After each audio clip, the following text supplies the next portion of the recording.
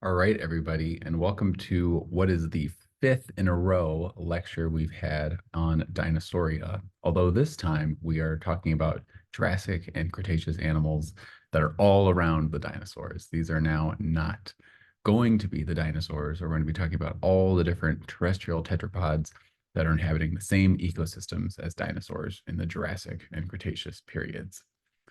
I really enjoy this piece of paleo art. This is showing you this forested ecosystem and a nice lake within this ecosystem, focusing on many of the mammals. And this is from a site from the early Cretaceous of China, this place called the J-hole biota, where there's a series of levels, stratigraphic levels preserved in these lakes that have soft tissue preservation of tons of amazing, usually small-bodied animals from the early part of the Cretaceous.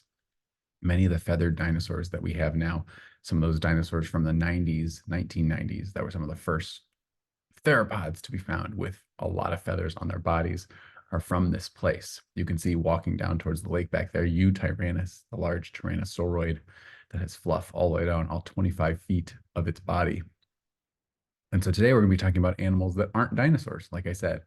And so I hope this image gives you a sense of the high diversity of other kinds of animals that are in these habitats in the Jurassic and the Cretaceous. In this case, it's showing you many different kinds of mammals, some burrowing, some climbing, some swimming, eating different kinds of things on the landscape, including maybe each other.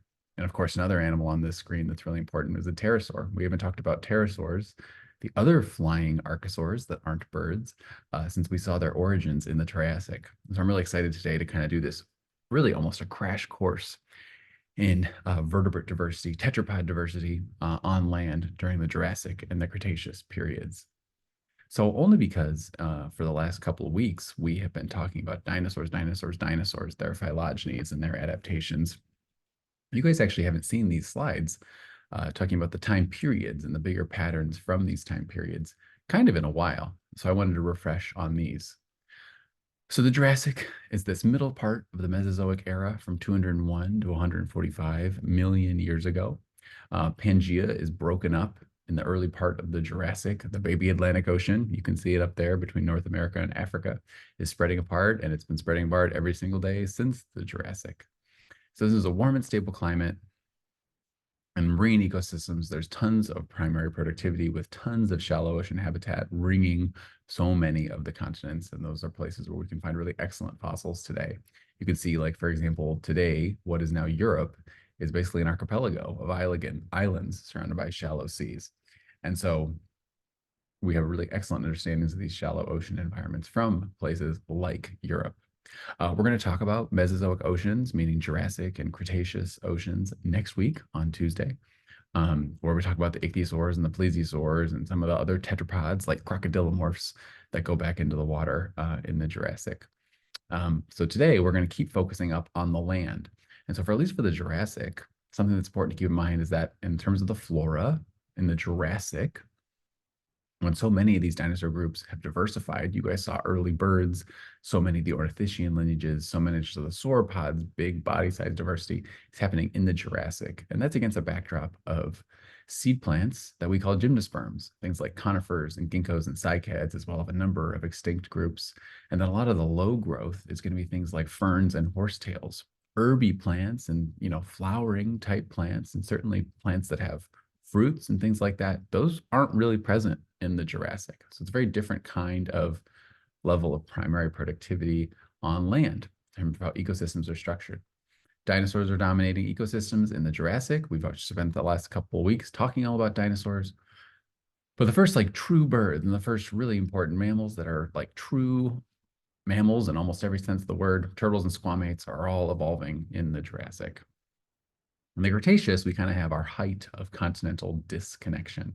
All the continents are separated from each other, and because sea levels are so high and there's no ice on this planet, at least that's permanent, we have these shallow seaways, these epicontinental seas covering huge parts of the continental crust. So you have marine fossils deep inland that can be found from the Cretaceous periods. There is really good evidence of seasonality once we get into the late part of the Cretaceous up at the poles. So places like Antarctica and Southern Australia, Southern South America, and then Northern North America, places like Alaska and Siberia, where we do have fossils and we do see organisms living in what would be cool climates, at least some of the year. Marine ecosystems, again, we're going to talk about next Tuesday. So increasingly in the Cretaceous, we're seeing invertebrate communities that are looking a lot like the ones we really know today, even in their details. Plenty to talk about with a bunch of the marine reptiles and other marine animals like turtles and snakes and birds that go into the water in the Cretaceous, but we'll worry about that next week. Today, we're talking about terrestrial ecosystems. And the really, really, really important thing, besides all the dinosaurs and pterosaurs and all the really amazing vertebrates diversifying, especially things like snakes and lizards, mammals, birds, doing things on land in the Cretaceous, is that in the Cretaceous, they're doing it against this backdrop of the emergence of flowering plants, angiosperms, seed plants that reproduce oftentimes with animal assistance, and have a whole suite of features that co-evolve with animals. Everything from pollination to seed dispersal suddenly becomes a big part of the biology of many vertebrate animals, not to mention, of course, tons of invertebrates and insects. This is a really important thing. And in fact, it's been recognized by biologists and paleontologists for a long time. And it even has a name, the KTR, which is the Cretaceous Terrestrial Revolution. Something that's really, really wild to think about is that our understanding of the fossil record, if we can kind of check for consistencies and look across the last many hundreds of millions of years, it's almost always been the case, we think, that the oceans are more biodiverse in terms of number of species and things going on than the land. Now, that might sound weird to you because in your world, the one you live in, that is absolutely not the case. Terrestrial ecosystems today are full of way, way, way, way, way more species than oceanic ecosystems are. And we don't think that has anything to do with how the oceans have changed. We think it is that the terrestrial realm has grown more and more and more diverse as different lineages are co-evolving with each other. So many of the species of animals that are alive today are kinds of insects. And almost all of those insects, at least in one part of their biology, one part of their growth cycle, one part of their life cycle, I should say, are deeply tied in coevolutionary relationships with different parts of sometimes different species for the same invertebrate of plants. And so, of course, you guys can see the timeline here from this review paper showing the Mesozoic and the Cenozoic, so the Triassic all the way through today, and the relative importance of angiosperm plants really starting to grow in the Cretaceous and then absolutely expanding like crazy until today, almost all, in terms of species count-wise, of the plants on the surface of the land are flowering plants. They are angiosperms. Back in the Jurassic and the Cretaceous, or sorry, and Triassic, that's absolutely not the case. So once flowers evolve and all the other things that come with flowers, we can build hypotheses around the distribution of and diversification of so many other groups. Things like web spinning spiders, sap drinking bugs, pollinating insects of all different kinds, beetles and flies, butterflies and wasps and bees and ants. These are all things that we see bump up in that middle part of the Cretaceous as flowering plants suddenly sort of take over the landscape. I especially think it's fun to think of like web spinning spiders. So many of the spiders we've seen since like the Silurian spiders and their relatives are, terrestrial, running around, pounce on you kinds of spiders. But we see a diversification of these like web spinners from molecular DNA, from molecular phylogenies that get estimated to be in the Cretaceous when we start seeing these flowering plants really take off. The other chart you're seeing from this same kind of review paper is looking over time at the relative distribution of like single localities of like what kind of plants are the most abundant. And you can see back in the Jurassic, things like ferns, lycophytes, horsetails, and cycads make up a huge proportion of the landscape. And flowering plants, which are that really light green color, are barely present. They are there, but they're really not very ecologically abundant, and they're certainly not very speciose. That is inverted in the Cretaceous and is absolutely still the case today when things like ferns and cycads have a few species, conifers, fewer species than they did. They've been kind of low for a while since the Cretaceous, but angiosperms absolutely dominate. There's other sort of interesting functional plant traits that paleobotanists have measured over time. And you can see simple things like the density of veins in a leaf and the number of stomata, the density of the stomata on the underside of a leaf going up. These are all things that are having to do with the efficiency of flowering plants in terms of their photosynthesis and the ability to move things around within their own bodies. These are really interesting adaptations, interesting things that we do not have time to focus on today in this class. But it's important for you guys, at least in my mind, to have like an idea of the backdrop of all this diversification of animals, especially in the Cretaceous, is only built on the diversification of plants, flowering plants, and of course, a lot of other animals that are all invertebrates, especially things like insects. Here's our tree, though. We've been looking at the modern tetrapod biodiversity for a long time. It's perhaps really fun for you to think of the last like many lectures we've been talking about dinosaurs, every single solitary one, long necks and duckbills and big meat eaters. If you were to put them on this phylogeny, they all go over there with the magpie, right? Different levels of closeness to the magpie, but they're all on that part of the phylogeny. So we've been doing dinosaurs, dinosaurs, dinosaurs, and that's what that bird represents because that magpie is a dinosaur. Now let's talk about all these other tetrapod groups and what they're doing in the Cretaceous and in the Jurassic. So we'll start off with our amphibians. So when we were in the Triassic, we learned that like that's when list amphibians are certainly around. We have frogs from the very beginning of the Triassic. So the actual split between the living list amphibians, caecilians, frogs, and salamanders had to have happened at least in the Permian. We have a couple caecilians probably from the Triassic, and then a couple records in the Jurassic and on to the present, whereas the salamander fossil record, at least that we can really recognize, really starts at the very beginning of the Jurassic. And so all three of the living lineages of list amphibians are present through all of this time that we're talking about today, the entirety of the Jurassic period, the entirety of the Cretaceous period. And that's something that we can see in the fossils, but the fossils of these delicate small animals can be kind of hard to come by. What's great, though, is that once we have living biodiversity as part of our fossil assemblages, we can use modern biological techniques to understand evolution. So this is a phylogeny you're seeing that's molecular. It's based on DNA of all the different families of living frogs. And so you can take a molecular look at their phylogenies and look at their DNA, pick apart their DNA, and understand using some model of how fast random mutations would accumulate that you could diversify, how you get an estimate for the diversification dates between the different nodes. And so you can see the purple, the blue, and the green of the Triassic, the Jurassic, and the Cretaceous on this lineage. And you can see there's really deep divergences that are really important for frog biodiversity today that are happening in the Jurassic and certainly happening in the Cretaceous, splits between the hyloids, which are things like the tree frogs, and the ranoids, which are things like the pond frogs of today. Those are simplifications because there's lots and lots and lots of species of frog, all, almost 8,000 at this point. But we can see that there's all of these diversifications that are happening during the Mesozoic. I hope you guys can all see that dashed red line. That's the asteroid impact at the end of the Cretaceous. I hope you can see that almost all these frog groups radiate really quickly after that. And those groups are the ones that are alive right now. That should let you know that something's missing from this story. And that is, of course, the fossils. That phylogeny over there is a phylogeny of living frog species. And so oftentimes biologists do try to do this these days, where they take their genomic information and they try to integrate it into a phylogeny that also has anatomical information so they can include fossils. I don't expect that the Jurassic or the Cretaceous had many fewer frogs like this diagram might let you believe. It's just that those frogs are fossils and they're not informing this phylogeny. And so it looks like the living groups, which most can trace their radiation to immediately after the asteroid impact, were greatly affected by events in Earth history. And only the deep divergences, as far as we can tell in them, are happening in the Jurassic and the Cretaceous. We don't have a lot of the details of all the cool species of frogs in the Jurassic and in the Cretaceous. So you kind of need to make sure when you see studies like this that you think about fossils, and if the biologists are making sure they are thinking about fossils, especially if they want to talk about things like how fast frogs evolved throughout their history, things like that. But it's really fun to be able to finally get to a part in this class where the genetic information amongst living diversity can be used to like really interplay with what we know about the fossils.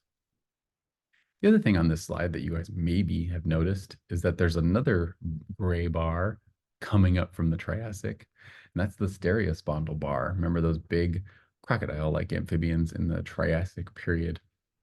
Well, guess what? Stereospondals do not go extinct at the end of the Triassic.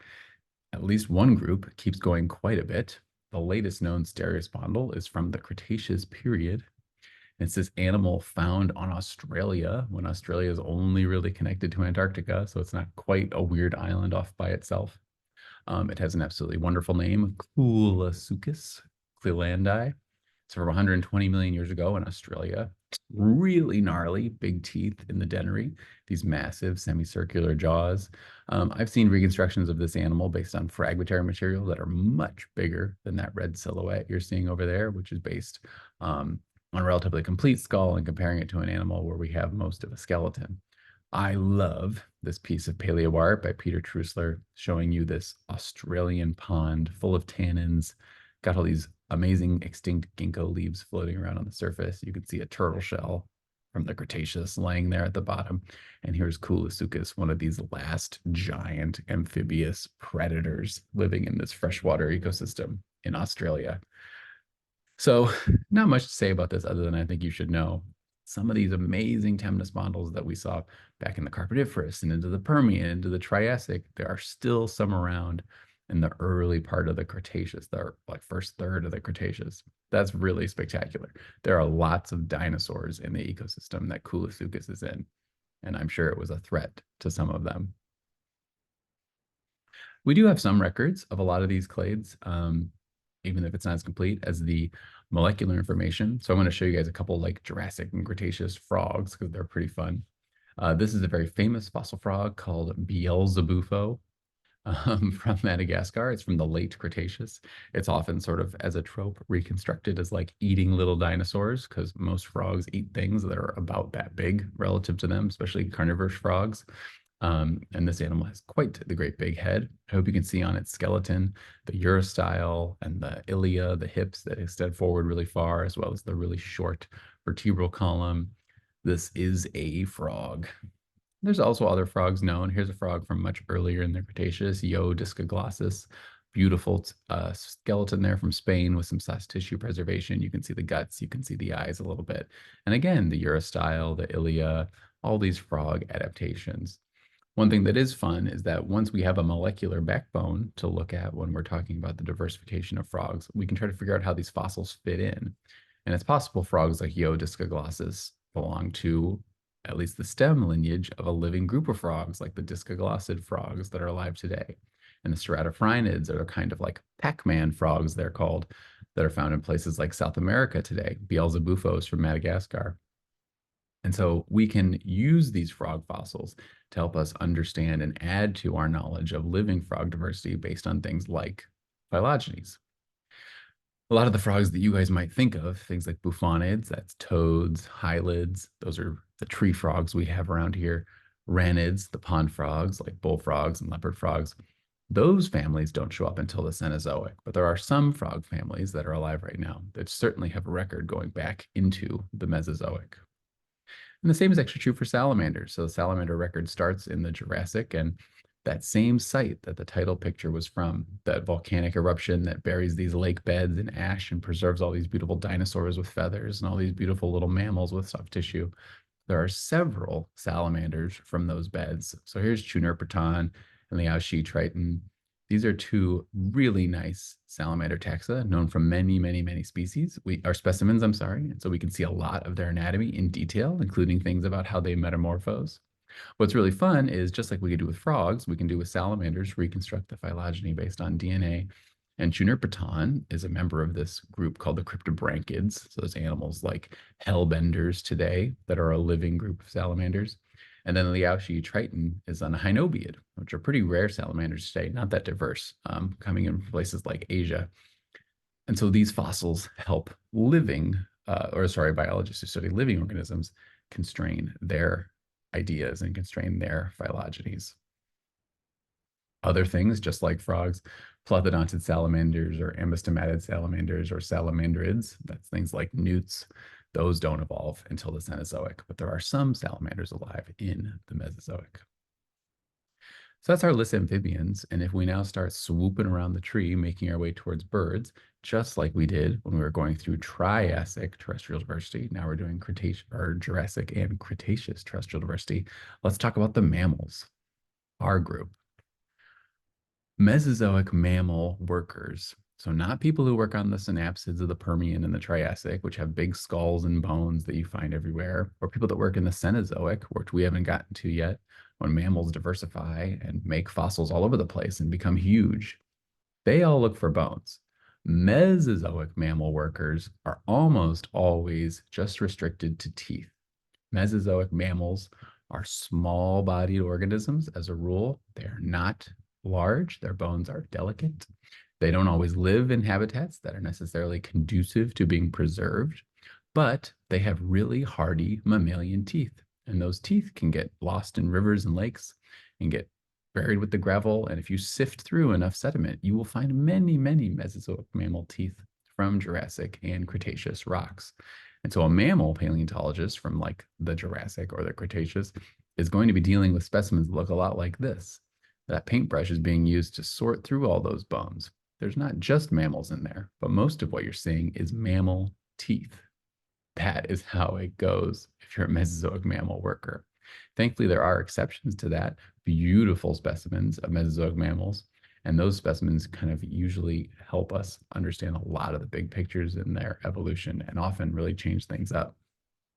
There's a couple examples of beautiful Mesozoic mammal fossils, one smushed flat like a pancake, the other one from a CT scan. We'll talk more about them later. So I have like 3 slides here where I'm going to try to do my best to summarize a bunch of the interesting tidbits.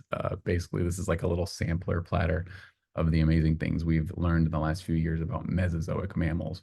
Don't worry, in lab, we're going to be reading a paper, I'm sorry, about Mesozoic mammals, and you guys will have plenty of time to explore some of these groups. And so here's another one of these paraphyletic groups that I just kind of made up. This isn't a monophyletic clade of early mammalomorphs. It's just a bunch of them that are this clade called mammaliomorphs. You might imagine these are relatives of mammals. You could think of them as very advanced cynodonts if you really want to. They're going from the Triassic all the way into the early part of the Cretaceous. And we've learned in the last few years that some of them have really surprising reproductive strategies. Only a couple of years ago, people found a specimen of this animal called Kayentatherium, which is an early mammaliform from the early Jurassic period. And there was an adult, we think, skull, and it was found associated with 38 little baby skulls, all with it.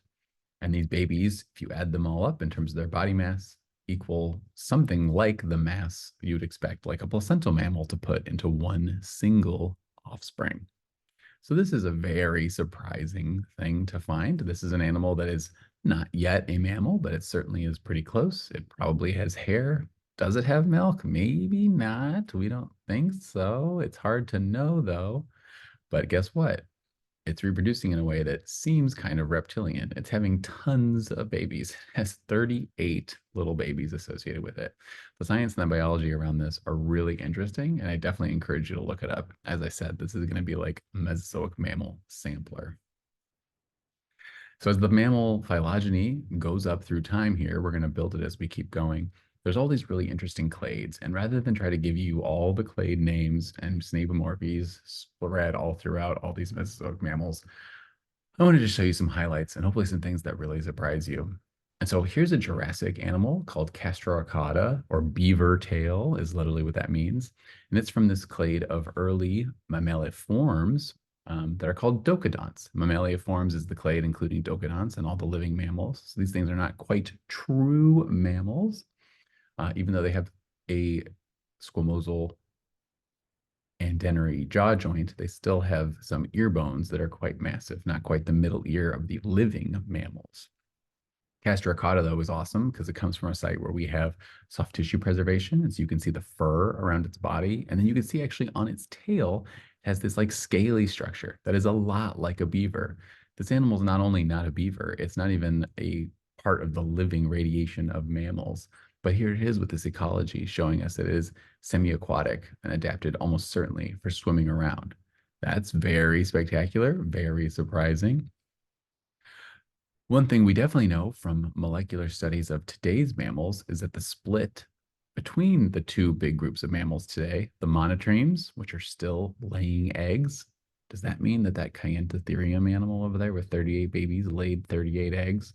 I think so. Yes. The monotremes have a fossil record that goes through into the Cretaceous. And then the other group is the therians. That's the marsupials and placental mammals of today that are here grouped into one big clade called Theria, which we'll break up a little bit later.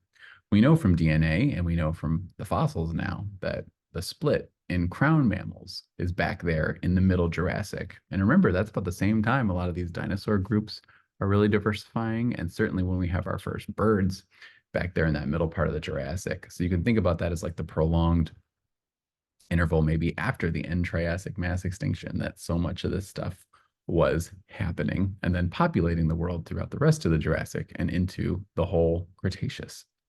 And so that mammalian node is Middle Jurassic. There's a bunch of clades that are closer to the Therian mammals, closer to marsupials and placentals than the archaeomonotremes. And we'll talk about those on the next slide. But I really wanted you guys to see some of the very cool Mesozoic monotremes. Today, the platypus and the echidna, and there are several kinds of echidna, are the only living monotremes. But you better believe we got some fossil monotremes from the Cretaceous.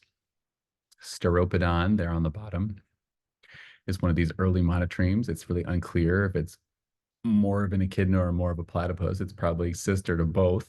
And so the reconstructions of it are always sort of fun and seeming sort of a halfway between two animals that are already pretty weird.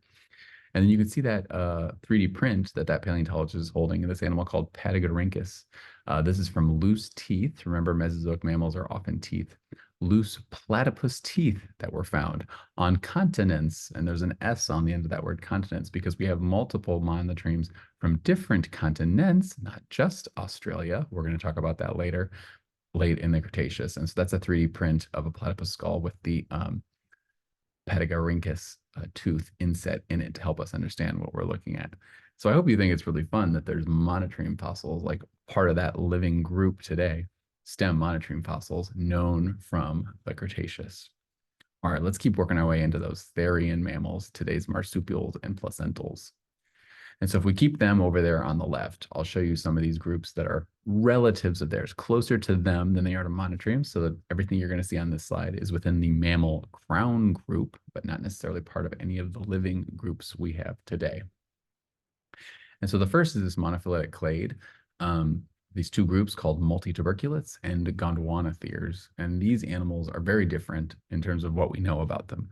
We know actually quite a bit about multituberculates. Gondwanatheres are a clade we only started learning a lot of the details about very recently. Something for you to really note as you look at this slide is that not only do the living groups, placentals and marsupials, have an arrow at the top, meaning they survive through the end of the Cretaceous and into the Cenozoic era, our era. I hope you can see that the multituberculate line and the Gondwanathere line also have arrows. These groups of mammals are not alive today, but they do survive the extinction at the end of the Cretaceous. Here's one example of a multituberculate. There are many, many, many multituberculates known. These are often kind of called like the rodents in a good way, meaning there are like a lot of species and they're really highly adapted. Mesozoic mammals, they are around and abundant everywhere in the Jurassic and the Cretaceous. Many, many, many of the mammals we find in the rocks that you get T-Rex and Triceratops from, for instance, are multituberculates. Many of the mammals we find in Idaho's Cretaceous rocks are multituberculates. And so you get this one, Rugosodon, is about chipmunk size, like it said. Remember, most of these Mesozoic mammals are relatively small. Things that set multituberculates apart are their teeth. And so not only do they have kind of a procumbent set of incisors, especially on the lower jaw, you can see that tooth stick out really far. They have a premolar that's very blade-like. If you look in that lower jaw, you can see 1, 2, 3, 4 teeth back is this massive P4 premolar that's like a blade. And so these animals, a lot of them we think are herbivorous. They can move their jaws really well front to back and are probably using that tooth to shear through vegetation. This is a really interesting group of animals, and it's often implicated in that Cretaceous terrestrial revolution as like being involved with like eating flowering plants, parts of them, probably including things like fruits. And so a lot of them are herbivorous, and that's an interesting kind of ecology for these teeny little guys, not high fiber herbivory like some giant sauropod, but eating bits and pieces of plants. That's taken to an extreme in these Gondwanatheres. That picture of a dentary you're seeing on the lower left is a lower jaw with a couple of these like teeth that have this condition called hypsodonty. They seem to be like very deep rooted and worn down with complicated patterns of enamel and dentin on their surface. So they have these complicated cusps. For many, many years, Gondwanathers were only known from their teeth. And it's only been in the last decade or so that a couple of animals from Madagascar, a Dalatherium and another one called Ventana, have been found. These animals look sizable, I think you can see, but they're not that big. They're maybe as big as like a cat. And they're really helping us understand the ecology of these guys. They are more upright than a lot of people expected, and they have these very like sort of rounded skulls. For most of the time, people have been studying these animals. All they've had to go on is their teeth and bits of fragments of their skulls. And so animals like a Dalatherium help us understand what the whole animal looked like. One thing that's really surprising is with those ever-growing, almost not sorry, not ever-growing, but with those very tall cheek teeth, people wonder about, are these animals grazers? We haven't talked about it yet, but plants like grasses, which are a very specialized flowering plant adapted to arid environments, start spreading around in the southern hemisphere in the latest part of the Cretaceous. The Gondwanathers, as you might guess, are from Gondwana, the southern continents. And we find these ones, for instance, on Madagascar. And so people wonder if these Adalatherium and other kind of animals like it are grazers in early grass ecosystems. Doesn't have to be a true grassland, just on the grass-like plants.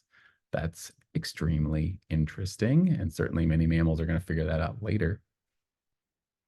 Another clade that is closer to therians than those other two are to each other are the Eutriconodonts. You can see Eutriconodonts do not survive out of the Cretaceous. Their line ends right when the asteroid impact happens. Eutriconodonts are extremely diverse, what they look like, and in their ecologies. Here's a couple of the more famous ones, Gobiconodon and Rapinimammus. These two kinds of animals are carnivores. Rapinimammus can be pretty big, like 25, maybe even close to 30-pound animals. That's a big animal, kind of like you could think of it as like a medium, like smallish medium dog, which for a Mesozoic mammal is quite big. You can see animals up there like Rugosodon is the size of a chipmunk. And many of these other mammals that we've seen we're going to meet were very tiny. So Gobiconodon and Rapinimammus are often reconstructed being predators of things like baby dinosaurs, young little Psittacosaurus following their mom, and then one gets taken out by Gobiconodon or something like that. These are fun and exciting little mammals that I hope are really giving you an idea of like, yeah, that's what I expect a mammal to kind of be like. What's really cool is all the ecological diversity spread across Mesozoic mammals. So you saw that Docodont castrocauda that's semi-aquatic. Well, here's a Eutriconodont, Velaticatherium, that is absolutely, no one is really too worried about this interpretation, a glider. It has specializations in its limbs, and it has soft tissue preservation. You can see the unbelievable specimen there in the rock that shows us the patterns of the patagium, the skin that stretches between its wrists and ankles and tail, so that it can probably glide from tree to tree. Gliding mammals, carnivorous mammals, swimming mammals, grazing mammals, from very different parts of the mammal family tree. But ecologically, even though they're in a relatively small body size, nobody's bigger than, like, let's say a badger, and most animals are small, shrew size, mouse size, small possum size. There's still a lot of really interesting ecological behavior, of ecological evolution, I should say, happening in Mesozoic mammals. And finally, let's talk about our group, these therians. And so the theria, its common ancestor today of the placental mammals and the marsupial mammals, is again a Jurassic divergence. The stem groups are called Eutheria, so that's everything closer to placentals today than to marsupials. And then Metatheria, everything closer to marsupials than to placental mammals, have different distributions. We have a Eutherian fossil record that goes back much farther in time than the Metatherian record, although I'm expecting someday we're going to find the Metatherians that go all the way back into the Jurassic. And so, of course, most mammals today are therians. There's only like 7 or 8 monotremes, and then the other many thousands of mammals today are either eutherians or metatherians. They're either placental or marsupial mammals. The earliest therians back in the Jurassic and going through the Cretaceous are characterized by this tribosphenic molar, a pattern of cusps on the cheek teeth arranged in a triangle. That's so you have a shearing part of your tooth and a grinding part of your tooth, like a basin. And when that upper tooth and lower tooth meet each other, these animals are really able to efficiently process their food. It's interesting because some of the monotremes seem to have a kind of tribosphenic molar. And the more we learn about the diversity of teeth in Mesozoic mammals, the more it seems like, oh, even though monotremes today might have something like that, it might be a convergent evolution of this thing, whereas the therians, we're very confident, share this adaptation of a tribosphenic molar for processing their food. These animals are so tiny.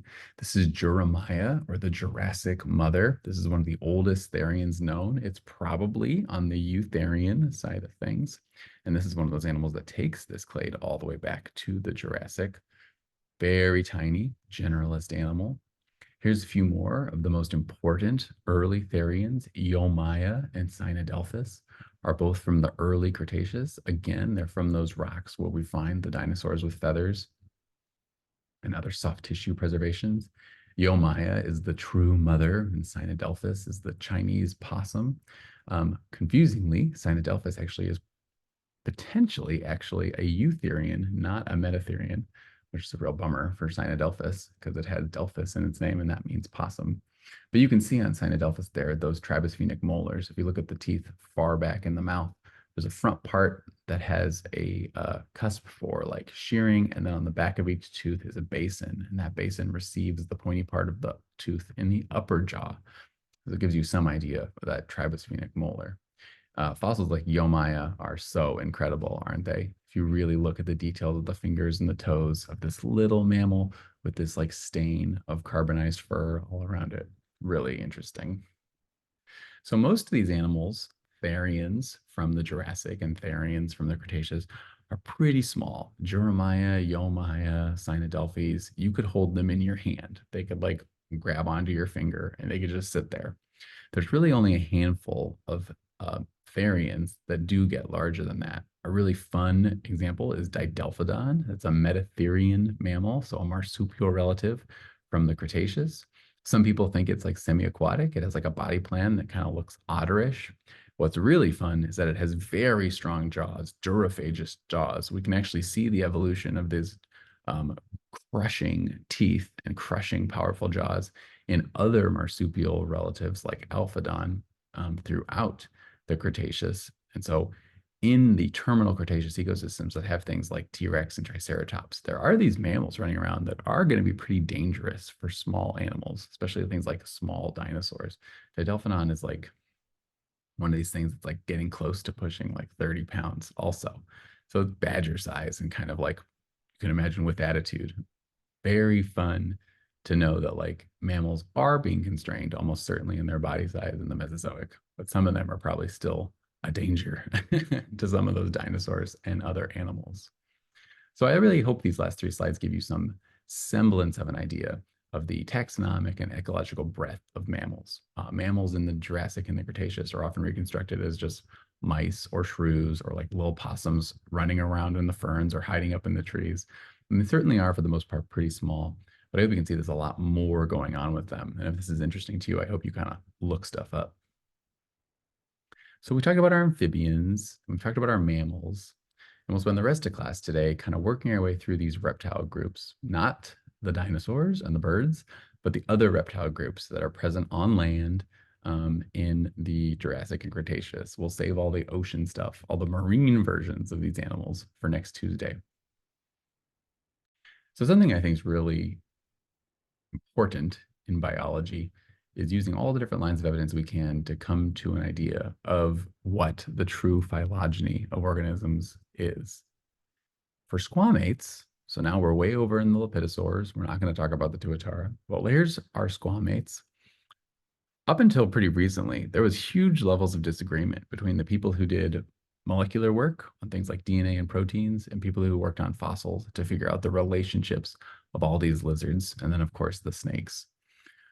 After a lot of back and forth and a lot of extremely incompatible ideas fought in the literature for a long time, this topology, which is very much informed by DNA, really seems to be winning out. And paleontologists are now able to find anatomy and understand anatomy that they did already know about, but in this new lens of the likely phylogeny to figure out interesting things in the evolution of lizards and the evolution of snakes.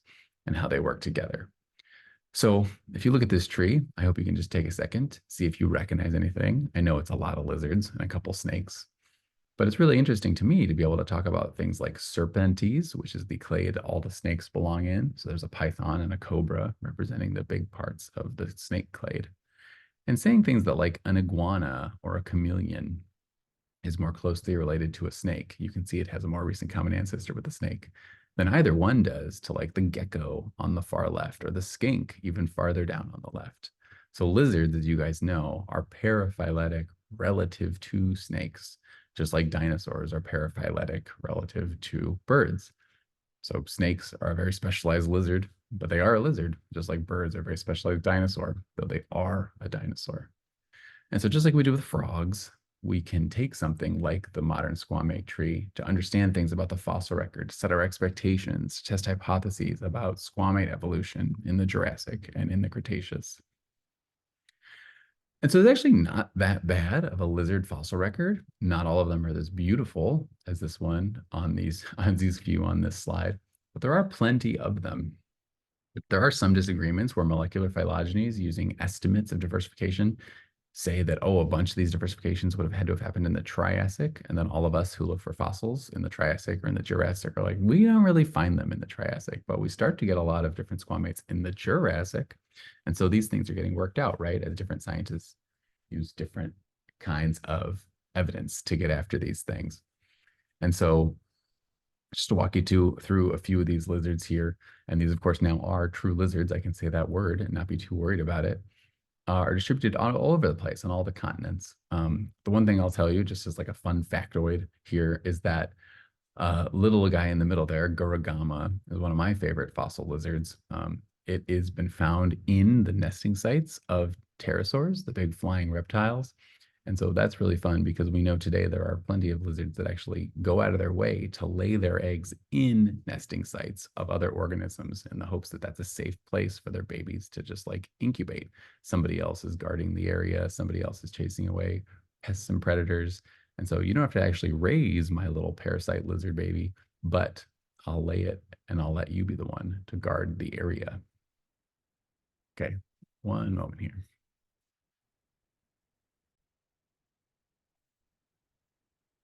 And so we can think about all the interesting ways a molecular phylogeny can tell us about lizard evolution and lizard origins. And easily one of the most important and interesting questions anybody could have about lizard origins is where snakes really fit in.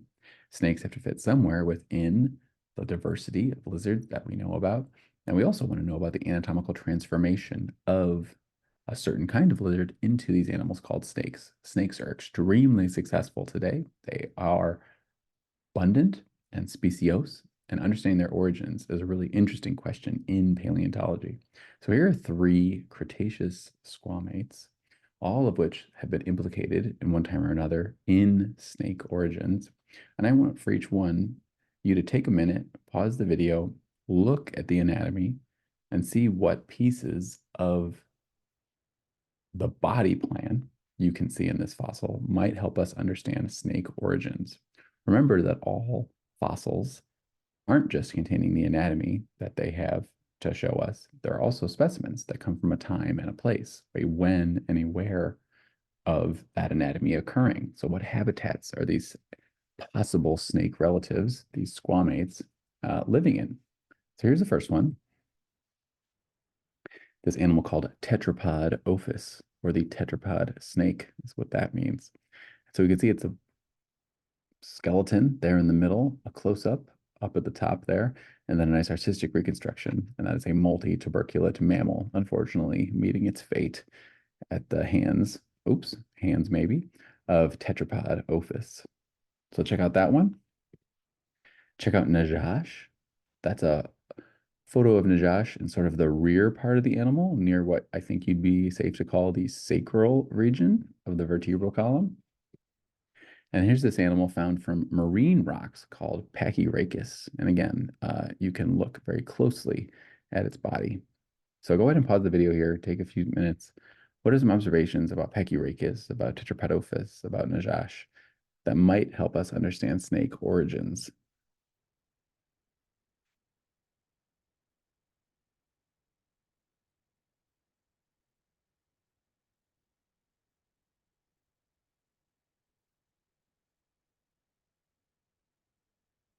Well, I hope you've paused and I hope you've written a couple things down because there are a lot of really interesting details here. So, how do snakes differ from lizards in the first place? They're much more elongated, that's for sure, many more vertebrae. They also famously lose all of their limbs. Snakes don't have external arms and legs like almost all lizards do. Something you guys might not know is that within squamata, there's a lot of clades that get long bodies and a lot of clades that lose their legs and lose their arms. And so it's really interesting if an animal like Tetrapodophis has anything to do with snakes or not. Maybe it's just another squamate that is losing its arms and legs, or at least reducing its arms and legs, and locomoting with this long body. Just because you do that doesn't mean you're a snake. Today there are legless geckos and legless skinks and legless anguid lizards. There's a lot of ways that you can do this as a squamate. I hope you can see these limbs reduced in all these animals. Najash only has hind limbs. Tetrapodophis has both. Pachyrhachis also only has teeny little hind limbs back there. It's interesting that animals like Najash are found in a desert and they're thought to be burrowing animals, whereas animals like Pachyrhachis are found in marine rocks and are thought to be swimming organisms. Most of our understanding of snakes today, they have a lot of specialities in their eyes and in their head in general, in their brain, their senses, that let us have an idea that like they might all come today from some burrowing ancestor. The living snakes might be a kind of squamate that was a burrower and then survived and radiated again after being a burrower. And that's why you have things like when snakes molt their skin, even the outer part of their eyelid, like the actual eye itself is part of the molt. Lizards do not do that for the most part. So all these animals are implicated in some way, and it's actually an ongoing question which one of them is the like critical piece understanding snake evolution. Tetrapodophis is one that in recent years has kind of fallen away in favor. People don't really think Tetrapodophis is an early snake. It's probably just a kind of elongated lizard. That's confusing. It's also, I think, really fun. So here's that squamata slide you've already seen, but now added with a serpentes coming off of it. So we do have snake fossils in the late Cretaceous and true snakes too, that we absolutely recognize after that in the Cretaceous alongside animals like dinosaurs in the Mesozoic. And so our understanding of squamata is enhanced when we understand snakes. By the time we get into the late Cretaceous, there's a lot of lizards and a lot of snakes, aka a lot of squamates in most habitats. People who look for microfossils, teeny bits and bones, bits and pieces of animals that find little scales and little bones and little teeth can usually show you a number of squamates in all these different habitats. So there's T-Rex and Triceratops in the background of the Hell Creek fauna. And there's plenty of lizards and snakes, including some pretty interesting and charismatic big lizards, animals related to things like the Komodo dragon, or this one, Cemeterius, that might be related to things like the Gila monster today, chasing those little baby dinosaurs. Snakes are also all predators today. Snakes are really important predators in terrestrial landscapes. This is one of my favorite fossils of a snake. This is Saneha. It's a fossil from India. And what you're looking at there are two long neck dinosaur eggs, titanosaur long neck dinosaur eggs, as well as the fetus of a little titanosaur. It might be a newly hatched one instead of being a fetus inside the egg. And all wrapped around those eggs are all these snake vertebrae and then a snake skull and lower jaws from the snake called Saneha. So this was a snake that got buried as it was almost certainly raiding a long-necked dinosaur nest and probably gobbling up eggs and baby sauropod dinosaurs. So this is a beautiful reconstruction of that fossil sculpture of Saneha in the nest of this titanosaur. These little baby dinosaurs are too much of babies to have us identify which kind of titanosaur they are. But this is, again, a fossil from India, showing us that snakes are really important predators, just like a lot of mammals are, right? At these like middle and smaller size levels on the landscape. And so dinosaurs are definitely like the big show in Mesozoic times, but they're like, you can think of it as like the really big animals. Increasingly, as we move through the Jurassic and the Cretaceous, the little animals, the frogs, the salamanders, the mammals, the snakes, the lizards, they are making up tons of the actual ecological linkages in the food webs. All right, so we've talked about our amphibians over there on the left. We've talked about our mammals in the Mesozoic over there on the right. We've talked about a bunch of lepidosaurs. We did not talk about the tuatara, the sphenodontians. Sorry to say, we might come back to them actually next Tuesday when we talk about marine sphenodontians. But now we're going to talk about the archosauromorphs, the non-dinosaur, the non-bird for sure, archosauromorphs that existed in the Jurassic and the Cretaceous periods. And that first group there, of course, is turtles. We had a lot of fun, I think, talking about turtle evolution in the Triassic. Somewhere they have to fit, at least based on DNA, within the Archosauromorpha. That's really unclear, given all the other fossil groups from the Triassic amongst the Archosauromorphs, where turtles might go. But once turtles have their shell, like Proganachilles does in the late Triassic, throughout the Jurassic and the Cretaceous, we can see them diversify and do all kinds of really interesting things. This is another molecular phylogeny, a DNA-based tree of living turtles. So we have a similar pattern where there's a lot of diversifications that seem recent, and then deep branchings that extend back into the Cretaceous and the Jurassic. If this study had included a lot of fossil turtles, there'd be a little more detail there for the Jurassic and the Cretaceous, but that's okay. We can still use a molecular tree like this, just like we do with frogs, to understand their evolution. I should say that turtles are like very well known in the fossil record. Turtles are heavily ossified animals. They have a lot of bone. That bone is pretty heavy duty. And they also usually live in the places where fossils form. They live in lakes and rivers. They live in streams. Some of them live out in the ocean. And so we actually have a lot of knowledge about turtle evolution once they show up at the end of the Triassic. I want to point out too that this is just one part of this figure by Thompson et al. This is about half the turtle diversity today, but I'm showing it to you because the most important deep splits in turtle diversity happened back in the Jurassic.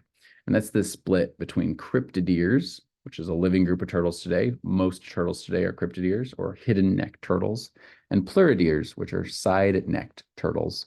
So what that means is how those animals are pulling their necks and heads into their shell. Pleurodires do a thing where they kind of bend their neck to the side and tuck their head down and to the side to pull it back up into the shell. Whereas cryptodires do something that I think is a little more extreme, where you can see there when the head is out, turtle looks like a turtle. And then when they pull their head in, and most of the turtles you guys would see on this continent anyway, are cryptodires, they pull their head straight back in. So their neck curves back down like into like their like internal like chest cavity, really, to pull their head all the way back up in there. So there's a bunch of really interesting clades in turtle evolution, including things like sea turtles. Sea turtles definitely go into the oceans in the Cretaceous. We'll talk about sea turtles, which are a kind of cryptodire turtle, next Tuesday. And then other kinds of turtles, like things like tortoises, are not on this phylogeny. In Thompson et al., they are on like the next page of the phylogeny. Tortoises, herbivorous terrestrial turtles, don't show up until the Cenozoic. So there's a bit of difference, just like we saw with amphibians like salamanders and frogs, with turtles diversity kind of spread across the Jurassic and the Cretaceous. That's all I'll say about turtles right now. Like I said, we'll come back to them next Tuesday. So now let's talk about crocs. I really enjoyed in lab with you guys a couple of weeks ago, giving you the chance to talk about what characteristics make a crocodile. How do you know a crocodile when you see it? These like sort of menacing, sprawling, semi-aquatic, sit-and-wait predators with mouths full of teeth. They're so rugged and brutal with their armor and their overbites. But then it's sort of weird because they are also like pretty excellent parents and they seem to do interesting things and they have unidirectional respiration, just like birds do, although not with the same pneumatization of their bones. These are inherently interesting animals. And I know we touched on it really briefly in lab, but I hope one of the things you really took away is crocodiles have this like armor, prehistoric look, and all these scales and these sprawled out limbs. And so much of that is secondary. They come from running, agile, terrestrial, legs under their body ancestors. The early crocodilomorphs are part of the archosaur radiation from the Triassic. These are terrestrial animals. And so the living crocodilians, the 20-some species, 27 species that are alive on Earth right now, are all part of this clade called Crocodilia that have successfully taken advantage of a very successful ecology, sit and wait predators in mostly freshwater ecosystems. So they've had a lot of adaptations for that. It's just funny that those adaptations make them look kind of, I guess, this is a little unscientific, but older than they are. This clade of Crocodilia only shows up in the later part of the Cretaceous. It's part of a much, much, much bigger radiation of animals called crocodilomorphs. And you can see on this phylogeny of the Jurassic, the Cretaceous, and then our whole era, the last 66 million years of the Cenozoic, there's a lot of different kinds of crocodiles, if you want to call this whole group quote unquote crocodiles. And that green is indicating animals that are terrestrial, living on land. Blue, animals that are adapted to the marine ocean, marine habitats like the true ocean. And it's only black that is showing you the freshwater predator ecology. And you can see that even if you see those freshwater predators, there's plenty of clades, things like those tethysoukians over there, or those goniolophids or goniofolids, I'm sorry, right there, that are looking like crocs and doing things like crocs today, but they're totally different kinds of animals than crocs. All those Neosuchian animals, Crocodilia, they're on the far left. That's every crocodile and alligator and gavial we have today. You can see like it's only a small piece of this much, much, much bigger story. And actually, if you look at the nodes back down deep in the Jurassic, all those nodes optimize as terrestrial animal nodes. So these like crocs are not the same thing as like living fossils, sharks, these kind of things you hear in popular media about paleontology. Crocodiles and their specialized sit and wait predator method are like relatively derived and relatively recent. Birds flying around in the trees is way older than crocs swimming around in the streams, at least the true crocs we have today. That's surprising, I think, and important to keep in mind. Let's talk about a couple of these Mesozoic crocs. We're going to hear about some of them during our presentations later in the semester, but I have to talk about a little bit. I'm going to talk about Idaho first. You've heard about it many times now for oviraptors and for tyrannosaurs, and we have multituberculates from Idaho. Well, another thing we have from Idaho, again, from the very beginning of the late Cretaceous, that's when Idaho's dinosaur fauna is from. You can see there's plenty of crocodile lineages, crocodilomorph, I should say, lineages alive during that time. And we can't talk about it too much because these animals actually aren't published yet.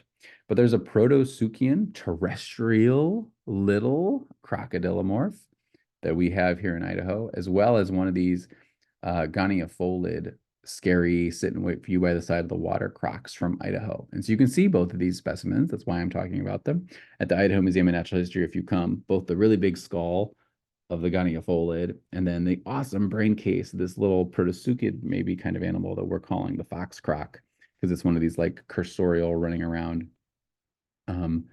terrestrial crocodilians that has no swimming ancestry anywhere in its phylogeny if you follow it all the way back. So it's fun to think of Idaho not only having crocodilians, but having these really surprising and interesting, sorry, not crocodilians, crocodilomorphs. It's very cool. Let's talk about those Notosuchians, though. So that middle green bar there you see is called Notosuchia. That is the longest, the most recently living terrestrial crocodilomorph clade. And so you can see Notosuchians show up in the Cretaceous period, and they go all the way across the boundary, across the asteroid impact, and all the way up into the like last 10 million years or so. 10 or 12 million years ago is when you're going to have your last Notosuchians. So that's very close to today. That is like well into the age of mammals. So what are these Notosuchians? They are some of the coolest crocodilomorphs as far as I'm concerned. So they're almost all from the southern continents, at least in the Cretaceous. That's where we all find them. They are bizarre and they are totally wonderful. I think when you see them, you have to really reevaluate what you think you mean when you're talking about crocodiles. And so these are crocodilomorphs, crocodiliforms, technically, that are so bizarre. Armadillosuchus right there has a whole carapace of osteoderms, a lot like armadillos have. It also has teeth that let us think it is probably some kind of omnivore and is maybe even herbivorous, Armadillosuchus. There's a Natasuchus. It's called the duck croc colloquially. It's got this big expanded face with sharp teeth in the face, but I hope you can see that fossil is incredible. You can see the temporal fenestrae, the eyes. This is a very surprising animal that can really run around. Herbivory is actually a thing that we see In some of these animals, an omnivory, so eating meats and plants, we think is actually really common. Easily the most like cute and fun of these Notosuchians is this animal from Madagascar called Cymasuchus. This is an herbivorous croc. It has little leaf-shaped teeth in its little pug nose kind of face with its stout little armored tail. This animal, I think, is very difficult to call a quote unquote crocodile. And no, it is a crocodile form. It is in the croc family tree. This little herbivorous pug type animal, really shocking and really fun. Other animals also really show us a lot of dental diversity besides Cymasuchus. So this is Pachysuchus over here. This is a little crocodilomorph that really is shocking. And I remember this one also being discussed at a scientific conference, and everybody couldn't believe it. They CT scanned the skull, and you're seeing canine type teeth, caniniform type teeth, premolariform type teeth, molariform, chewing type teeth in the back of the mouth. This is a crocodiliform that has a mammal-like dentition. Mammals are so famous and so important for having such advanced dentitions. And here is this omnivorous crocodilian with really advanced dentition that actually has an extreme heterodonty, almost mammalian heterodonty. That is super, super surprising. And again, not something you think of with crocodiles. And so I wrote up there in the text, omnivory is common, and there's some true herbivores. There are also some really intimidating carnivores. So just because some of these animals are getting cute with their diet doesn't mean these crocodiliforms are forgetting who they like, quote unquote, really are. I think one of the scariest animals in the Mesozoic is this animal called the boar croc, B-O-A-R, Caprosuchus. That's the real skull of Caprosuchus up there on the right. You can see those teeth in the upper and lower jaws fully passing each other, and there's like holes in the bones for where the teeth fit in. Caprosuchus is a terrestrial, big, I think it's like, I'm trying to remember, 15, 16 feet long, terrestrial running predator with those kind of teeth. This lives in a habitat that's full of dinosaurs, some hadrosaur things, a lot of little sauropods. Oh man, Caprosuchus is very scary to me. And again, that skull is incredible. I hope all these animals together as this monophyletic clade Notosuchia are really surprising to you and really challenging the idea of what it means to be a quote unquote crocodile. But what about our actual group, our living group, Crocodilia? This is the group today that has things like alligators, that has things like true crocodiles, animals called crocodilus. And then the gharials, the fish-eating kind of crocs of today that live in places like India. Well, Crocodilia shows up in the late Cretaceous, sometime between 85 and 95 million years ago. They're found, as you might expect, mostly in freshwater ecosystems. They do have a variety of snout shapes, even way back in the Cretaceous. So Borealis over there is probably a relative of things today like alligators, kind of that U-shaped snout and a bunch of other anatomical details. Whereas Thoracosaurus over there is a gavioloid. So gavioles, you can look them up, are these really long snouted crocs that are alive today that snatch up fishes with their long, delicate jaws full of really long, sharp, pointy teeth. And so Thoracosaurus is this gavioloid that like sometimes goes out into the ocean and sometimes found in freshwater systems back there in the late Cretaceous. What I think is really fun is people, when they think of crocodilians, they always think of crocodiles as like the scary ones, because in today's world, crocodiles are the only ones that are going to maybe eat you. You probably won't get eaten by one of the two alligators that's alive today. And most of the caimans that are alive today, which are a kind of alligator, aren't super threatening corporally to humans. But if you actually go back into the fossil record, almost all of the most gigantic, biggest crocodilians that have ever existed are relatives of alligators. So the split between crocs and alligators does happen within Crocodilia back in the Cretaceous. And one of the largest predators in these freshwater ecosystems in North America at the end of the Cretaceous is a huge alligator relative called Deinosuchus.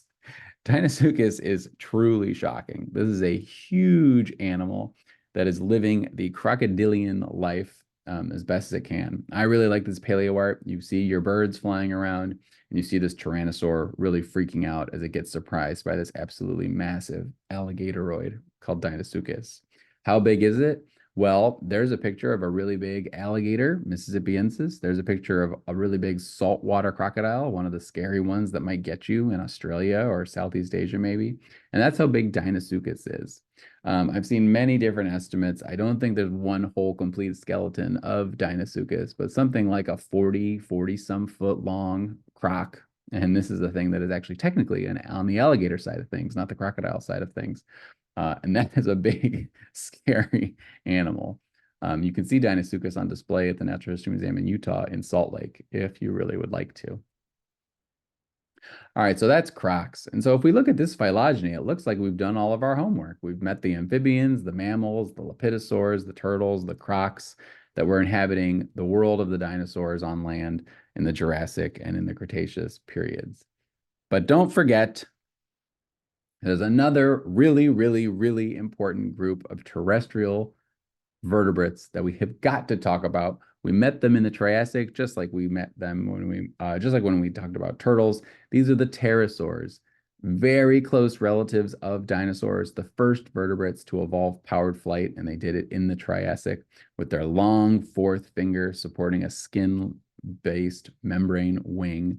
Pterosaurs evolve in the Triassic. They're the first to learn how to fly, and they are very much part of dinosaur ecosystems all through the Jurassic and all throughout the Cretaceous. So let's talk a little bit about pterosaurs, these really, really wonderful organisms. And so this is the slide you guys already saw. In the Triassic, there's pterosaurs and their sister group, the Lagirapitids. In the Triassic, these are kind of stubby winged organisms. They're definitely capable of powered flight once we get into the true late part of the Triassic. Many of them have interesting crest and head shapes and lots of teeth with different shapes and sizes, different functions, and almost certainly powered flight and being able to disperse across landscapes almost certainly led to their speciation. So you've already seen this slide. And now we're going to talk about the really incredible Jurassic and Cretaceous pterosaurs.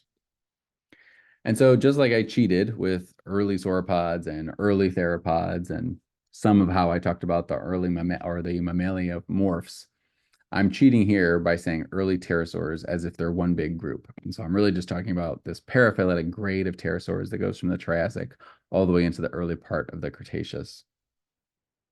Take a minute, pause the video. We're almost through today's lecture, seeing all these beautiful animals that lived alongside dinosaurs. Pause this for a second. Look at these different organisms. Look at their skulls, look at their wings, look at other parts of their anatomy, and see what you notice about them.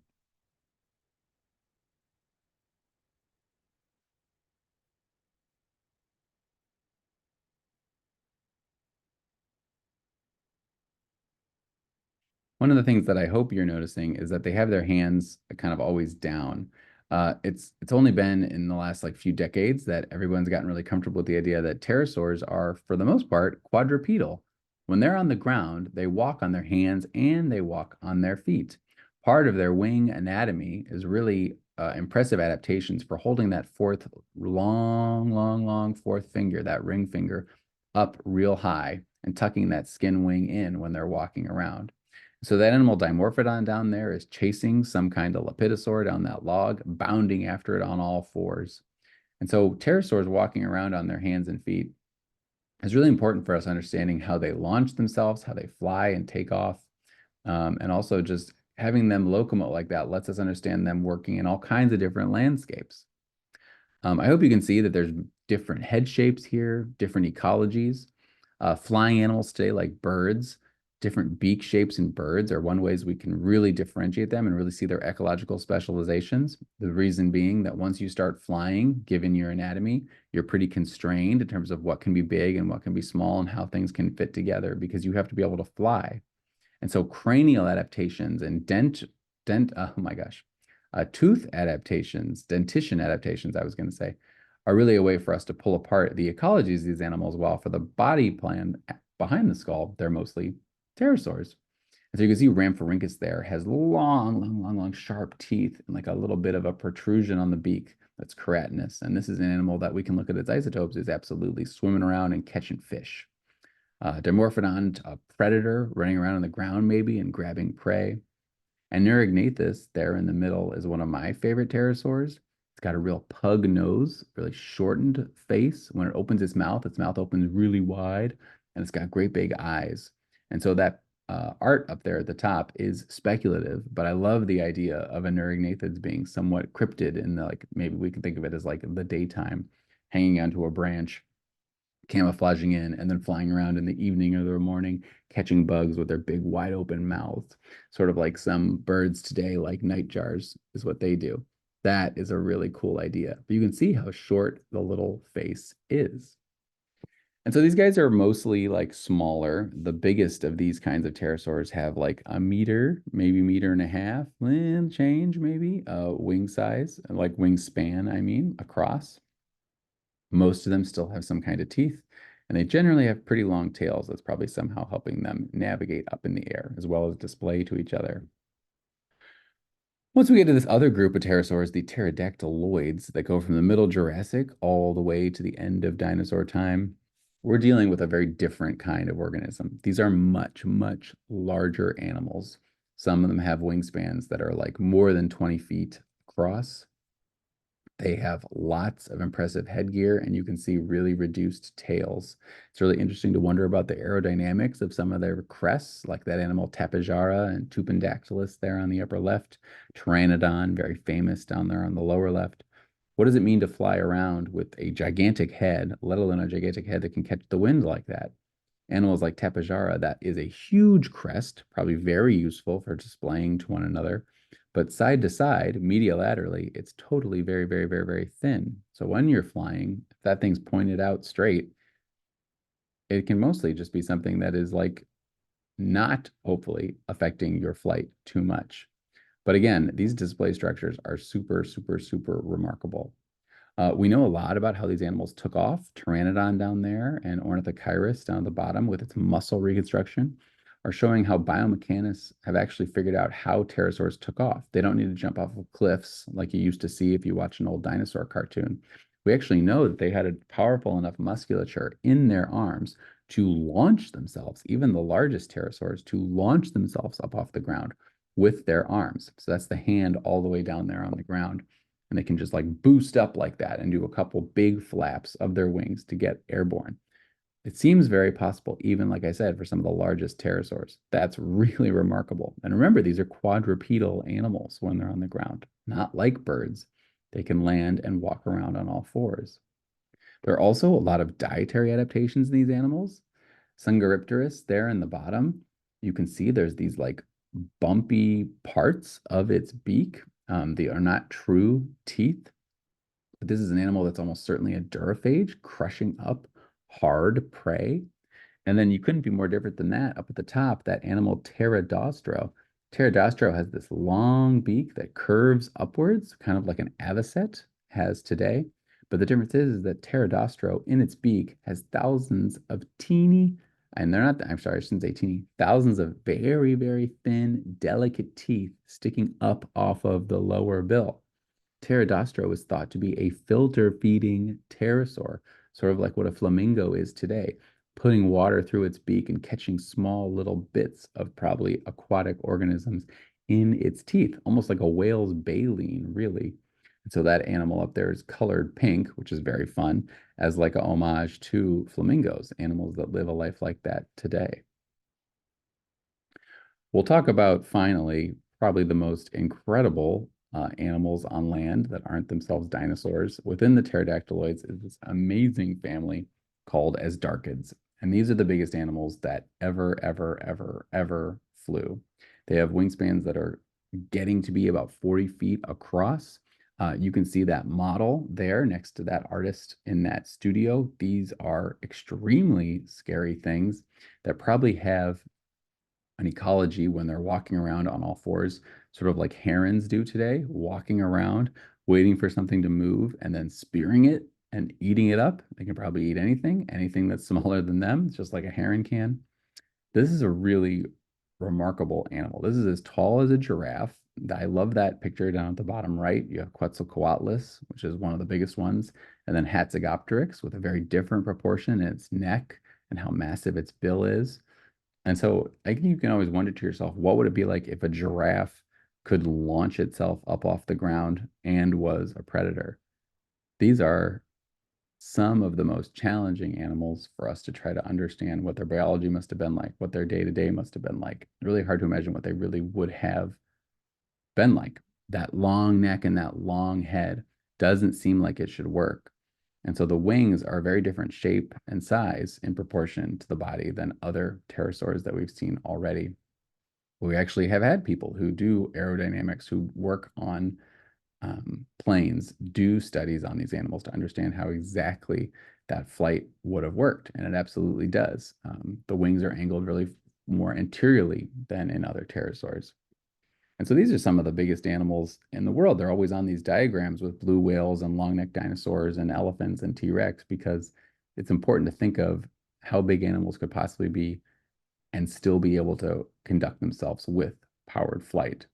These are animals that are around all through the Cretaceous and right up into the end when the asteroid impact happens. These are animals on that landscape. When you see things like Triceratops, when you see things like Tyrannosaurus Rex, these organisms are flying around in the skies still. There's been birds for almost as long as there's been these large pterodactyloids.